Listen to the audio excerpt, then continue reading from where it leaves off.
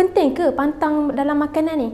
Penting sebab bidan akan providekan atau bidan akan sediakan makanan yang cukup zat dan sihat untuk ibu berpantang. Contoh makanan yang ibu berpantang makan, sayur-sayuran itu semestinya. Semua sayur-sayuran boleh. Yang kedua, ikan. Ikan tak semua ikan ibu berpantang boleh makan dan tak semua ikan bidan akan masak untuk ibu berpantang lah. Kebanyakan bidan akan masak ikan yang tidak memberikan kegatalan kepada ibu di bahagian vagina tu. Contoh ikan yang kebiasaan bidan masak adalah ikan salmon, ikan haruan. Kalau macam ikan tongkol, bidan tak masak. Katanya kalau ikan tongkol ni memberi efek yang buruk pada ibu di bahagian jahitan tu. Ibu akan rasa gatal kalau makan ikan tongkol ni. So, kebanyakan bidan akan masak ikan tenggiri. Tenggiri boleh makan. Ikan tenggiri, ikan haruan. Yang penting, bidan dia tak akan masak ikan tongkol sebab dia gatal. Bukan ikan tu gatal, ibu tu yang gatal. Bahagian jahitan tu sebenarnya. Okey, ikan keli pun bidan tak masak sebab gatal sebenarnya. Itu antara ikan lah, antara ikan yang bidan tak akan masak sebenarnya. Ibu berpantang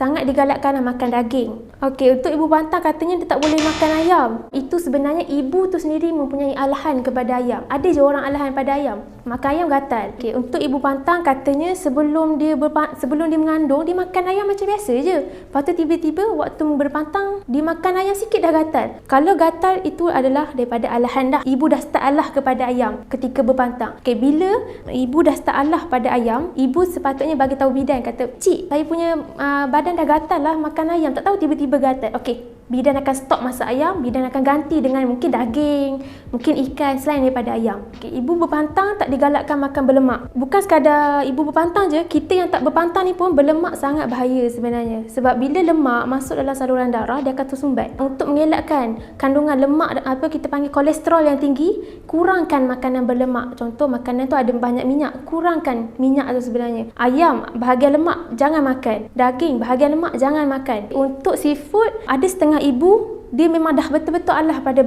makanan seafood. Ada setengah ibu lepas dia berpantang dia makan seafood okey je. So, alahan ni bergantung pada individu. Sebab tu bila ibu makan sesuatu benda, dia kena sensitif. Oh, gatal. Terus bagi tahu bidan, saya tak boleh makan sebab saya dah tiba-tiba alah dengan seafood. Okey, stop makan seafood. Kita tengok lepas berpantang, ada juga ibu lepas berpantang, dia tak alah dah seafood, dia tak alah dah dengan ayam. Penjagaan pemakanan ibu berpantang ni bukan sekadar elak kepada gatal sahaja semata-mata sebenarnya. Selain tu untuk memberikan tenaga dan memberikan zat kepada tubuh badan ibu tu sebenarnya.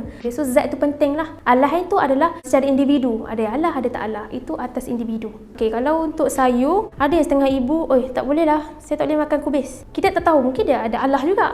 Okey, ganti dengan sayur lain. Tak boleh makan kubis, makan carrot. Carrot tak boleh makan carrot, kita ganti pula dengan sayur lain. Sebenarnya sayur ni ada dia punya vitamin dia sendiri sebenarnya. So baik, mana-mana sayur baik untuk berpantang. Kalau macam jering, petai, kacang panjang, boleh je makan sebab dia dalam kategori sayur. Dan kalau selagi ibu tu tak alahan kepada sayur tu, boleh je sebenarnya. Itu nasihat saya kepada ibu yang bakal menjadi ibu tak lama lagi dekat luar sana, yang bakal mengalami fasa berpantang. Saya sarankan supaya ibu rajin-rajinlah membuat research mengenai berpantang ni sebenarnya. Bertanyakan kepada bidan. Kalau kita kenal bidan-bidan yang memang dah khusus kerja di bidan, kita tanya dia, boleh tak akak saya nak makan ni, saya nak makan ni. Bidan lebih arif untuk bercakap benda tu. Tak pun, waktu ibu yang dalam fasa mengandung, tengah check up dengan doktor, tanya terus doktor, boleh tak doktor, waktu saya berpantang saya ni, saya nak buat ni, saya nak makan ni, saya nak makan tu. Doktor pun lebih arif juga benda-benda macam ni. Doktor dengan bidan. So, saran saya buatlah research, banyakkan bertanya, banyakkan dapatkan nasihat doktor dan pakar lah.